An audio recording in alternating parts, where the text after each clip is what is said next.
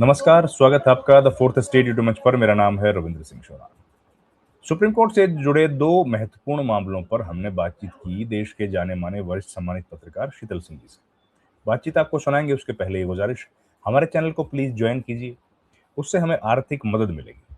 आपकी छोटी सी आर्थिक सहायता हमारे लिए एक बड़ा वित्तीय सहयोग होगा और हम लोग इस अपने इंडिपेंडेंट जर्नलिज्म के काम को मजबूती के साथ आगे बढ़ा पाएंगे। आप अगर हमारे काम को पसंद करते हैं तो उससे हमें प्रोत्साहन मिलेगा। हमने शीतल पी सिंह जी से बातचीत की और जानना चाहा कि जो कॉकरोच वाला एक बयान दिया था justice Suryakant, chief justice of India Suryakant ने, हालांकि उन्होंने उसके बाद वो बयान वापस, या उन्होंने वापस बयान लिया ऐसा नहीं है, उन्होंने कहा कि मेरे बयान को ही गलत तरीके से पेश किया गया था। तो हो सकता है गलत तरीके से पेश किया गया हो, लेकिन वो वीडियो जब देखा गया तो वीडियो आजकल तो बाहर आ ही जाते हैं। तो उन्होंने जो बयान दिया था उसके बारे में हमने बातचीत की शीतल सिंह जी से। साथ ही जो उमर खालिद और उन लोगों के बारे में, जो दो लोग हैं, उमर खालिद जो जेल में है, शर्जिल इमाम जो जेल में है, उनके बारे में भी महत्वपूर्ण अपडेट हुआ सुप्रीम कोर्ट में। जस्टिस नागरत्ना और जस्टिस उज्जवल भुइयां की एक बेंच ने बड़ी महत्वपूर्ण एक स्टेटमेंट दी। उन्होंने कहा कि जो इनके बारे में सुप्रीम कोर्ट का व्यू था वो गलत है, और उन्होंने एक दो तीन करके सारी डिटेल बताई कि ये गलत हो रहा है, ये नहीं होना चाहिए। तो इन दोनों मसाइल पर हमारी बातचीत हुई वरिष्ठ पत्रकार शीतल सिंह जी के साथ। आप जरा ये बातचीत सुनिए और अपने कमेंट्स जरूर बताइए हमें। बहुत धन्यवाद आपका, थैंक यू वेरी मच, नमस्कार। कैसे निकलेंगे भाई इस संकट से? हम तो भाई ये महान सरकार है वैसे तो, और हम और आप तो भाई वैसे भी कॉकरोच हैं। नहीं निकलेंगे क्या? आप मुसलमानों से झगड़ा करिए। इस सब को क्यों देख रहे हैं आप? उनकी सलाह तो ये है कि आप गौरक्षक दल बनाइए और डंडा लेके अपने पड़ोसी मुसलमान को पीटिए, मारिए उसको, झूठ मूठ में नमाज न पढ़ने दीजिए, उसको टोपी सिर पे न लगाने दीजिए, उसको खाना न खाने दीजिए, उसकी दुकान हो तो उसको तोड़ दीजिए, और उसकी लड़की भगा लाइए। अपनी लड़की अगर कहीं किसी मुसलमान में चली जाए तो उस पर दंगा कर। पुलिस वुलिस सब आपके साथ ही है, कोर्ट सोर्ट्स महान है, काकरोच वगैरह पे चल रही है इस समय, वो कीट पतंगों पे आजकल शोध कर रही हैं, तो कोई कहीं कोई पूछने वाला नहीं है। ये तरक्कियां बस ऐसे ही चार्ट आप लगाते रहिए, अब हम लोग ये तो करेंगे तो जब सर तक ये करने। कॉकरोच वाली बात तो आप थोड़ा सा खोल के बता दीजिए सर। आपको तो जीव विज्ञान का भी अध्ययन किया है आपने तो। अरे सर क्या अध्ययन बताएं, खुद ही काकरोच बन गए हम लोग। मतलब ये सब शब्द इस्तेमाल किए थे हिटलर ने, हिटलर ने, इसलिए देखिए। ये बात बहुत फैली और फैलना चाहिए। इस तरह की घृणास्पद संज्ञाएं वही इस्तेमाल, और इस तरह के लोग ही इस्तेमाल करते हैं। ये बताता है कि हमारी जुडिशरी में हायर लेवल पे किस तरह की अप्रोच पहुंच गई, और वो किस तरह की टिप्पणियां नागरिकों के अपने बारे में क्या सोचते हैं, असहाय लोगों के बारे में जिनके लिए न्याय करने वो वहां बैठे हुए हैं, उनके बारे में उनकी धारणा क्या है। यानी वो चूंकि प्रिविलेज्ड हैं, एक पद पे पहुंच गए हैं, तो जो नॉन प्रिविलेज्ड, हमारा पूरा संसार छूट गया है। यानी जिसके पास एसी नहीं है, जिसका घर ठीक से नहीं है, घर पे प्लास्टर नहीं है, पंखा भी ठीक से नहीं चल रहा है, जिसके घर बिजली नहीं आती, और उसे वो कीड़े मकोड़ों की संज्ञा से विभूषित करे। उसकी कठिनाइयों के जिम्मेदार लोगों पर उंगली उठाने की तो उनका साहस है नहीं, उनको बचाने के लिए वो वहां बैठे हुए हैं।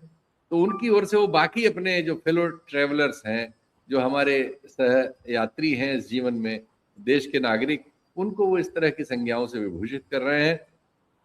इससे शर्मनाक क्या हो सकता है? और वैसे उन पर दुनिया थूक रही है, इसलिए मैं अतिरिक्त नहीं थूकना चाहता। सौभाग्य है कि भारत में अभी भी, इसके बावजूद कि चारण लोगों की संख्या ज्यादा है, वो चुनाव भी बहुत जीत रहे हैं, लेकिन अभी भी इस वक्त में भी गलत को गलत कहने वाली भी एक बड़ी पात मौजूद है, और उसने गलत को गलत कहा, और उसके गलत को गलत कहने से आज ये स्थिति बनी है जो हमारे आपके सामने है, कि आज देश में इसकी इतनी चर्चा हुई कि उनको थोड़ा ही सही, लेकिन कम से कम शर्मिंदा होना पड़ा, थोड़ा ही सही। अच्छा, एक और बड़ी अजीब चीज देखी सर हमने। तो हवा निकल, सॉरी जी। एक और बात देखी कि मैं भी कई साल से सुप्रीम कोर्ट कवर करने का भी मौका मिला। ये तो देखो हवा की आर पार हो गई। हाँ जी, सॉरी। हाँ नहीं नहीं, कोई नहीं। तो सुप्रीम कोर्ट में मैंने सर आज तक देखा नहीं कि किसी चीफ जस्टिस ने स्टेटमेंट इशू किया हो, पब्लिक स्टेटमेंट प्रेस को दिया हो, कोई ऐसा स्टेटमेंट, ऐसा मैंने आज तक देखा नहीं है सर। और अभी मैं देख रहा हूं कि पिछले 15-10 दिन में, बल्कि हफ्ते 10 दिन में ही 2 बार प्रेस रिलीज आ गया। नहीं नहीं, अब हम ऐसे वक्त में हैं कि ऐसे अजूबे तमाम तरह के हम देखेंगे। चूंकि हमें राम जेठमलानी साहब ने एक बार कहा था, तो उस समय हम लोग उसको, हालांकि वो बहुत बड़े वकील थे, इसमें कोई शक नहीं, बड़ा व्यक्तित्व थे, उनकी बात हमेशा वजन रखती थी, लेकिन तब हम लोगों ने उतनी गंभीरता से उसको नहीं लिया था। उन्होंने कहा था कि बहुत लंबे समय से हमारे यहाँ जो काबिल लोग हैं वो जज नहीं बनना चाहते। अब इसका उत्तर मैं नहीं कहूंगा, आप स्वयं समझ लीजिए इसका जो विलोम है क्या इसका मतलब है। हाँ, तो ये हुआ था भाई क्यों, कहा था कि प्रैक्टिस में बहुत चीजें होती हैं, वहां जाके लोग सरकारी सुविधाओं पे आश्रित हो जाते हैं, तो फिर वो क्या जजमेंट करेंगे और क्या, और बोले उनको ढंग से ऑर्डर्स लिखने नहीं आते, उन्होंने बहुत सारी बातें कही। तो सॉरी, जरा हमारा 1 मिनट, कैमरा जो है नाराज हो गया है, हम इसको लगा लेते हैं। हाँ, दुरुस्त कर लीजिए सर।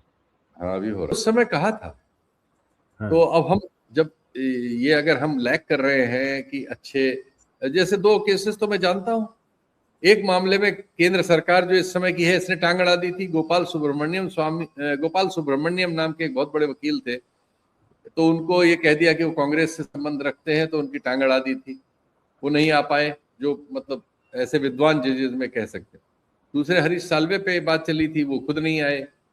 तो ऐसे बहुत सारे लोगों को वो बात उनकी सही थी। आर्बिट्रेशन वगैरह में, इसमें सब में जो सीनियर एडवोकेट्स हैं उनको काफी पैसे मिल जाते हैं, तो वो वहां जाके सरकार के लिए जी हुजूरी करने में इच्छुक नहीं होते। तो यानी ये तो समझ में आ जाता है कि जो सुप्रीम कोर्ट वगैरह में जजेस वगैरह हैं, हाई कोर्ट वगैरह में सरकारें जो हैं इनको प्रभावित करने में सफल होती हैं। ये बात एक बहुत सीनियर लॉ इल्यूमिनरी ने कही थी, और ये बात बहुत रेफरेंस में है, मुझे ही नहीं, ये दुनिया को पता है, ये तो कई लोग इसका रेफरेंस दे।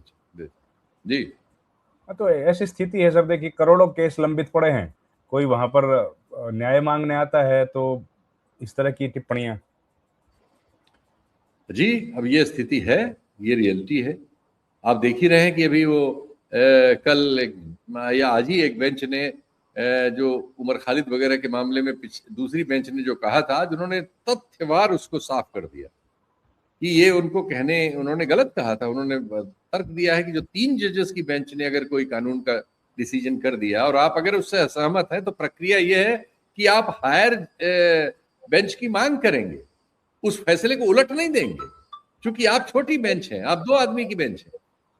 वो एक नियम है, उन्होंने कहा सुप्रीम कोर्ट और कोर्ट्स का एक नियम है, जैसे सुप्रीम कोर्ट के फैसले को हाई कोर्ट नहीं बदलेगा, उसके अगेंस्ट वो डिमांड कर सकता है कि भाई ये हमें लगता है इसको एक किसी बड़ी बेंच में देख लिया जाए, ये तो हो सकता है।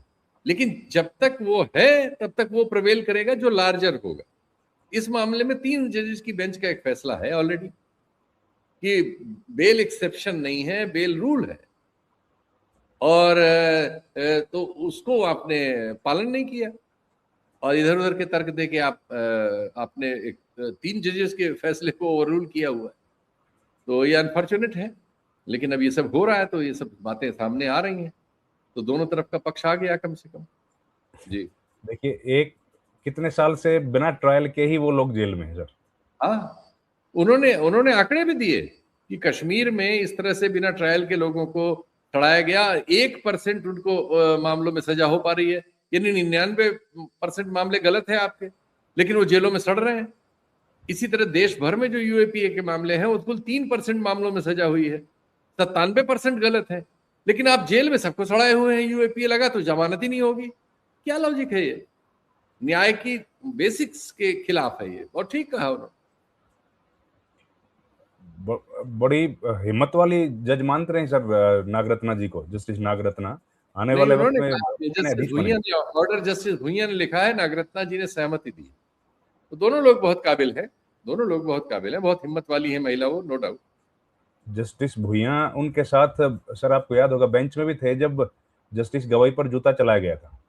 जी जी जी, उन्होंने मुझे कहा याद। था, और उन्होंने कहा था कि भैया ये क्या हो रहा है, ये इस पर कंटेम्प्ट होना चाहिए, आप ऐसे जी अगर किसी को माफ कर दोगे तो इनका हिम्मत बढ़ती है। बिल्कुल, वही है वो, वही जज है। हाँ, लेकिन फिर चीफ जस्टिस साहब ने कहा कि इससे फिर, तब चीफ जस्टिस नहीं थे सूर्यकांत, अब बन गए हैं, इनके मामले में इनके पास वो मामला आया था, फिर इन्होंने कहा कि भाई इससे फिर काम कहाँ, पब्लिसिटी देना ठीक नहीं है, जो भी था। फिर इनको बाद में पता लगा कि भाई कॉकरोच वाली बात अभी कही, तो कॉकरोच वाली बात भी कह दी फिर इन्होंने, फिर कह दिया कि वापस भी ले लिया कि हमने उनके लिए नहीं कहा। सर फर्जी डिग्री वालों के लिए कहा था, तो भाई अपने यहाँ तो प्रधानमंत्री की तो डिग्री पाक साफ है भाई, और तो किसी की हो तो अलग बात है। और बाकी सबकी फर्जी है, उन्होंने उनके बारे में नहीं कहा। बाकी देश की सबकी फर्जी है, उन्हीं की एक सही है, तो उनके बारे में नहीं कहा गया। बिल्कुल सही बात।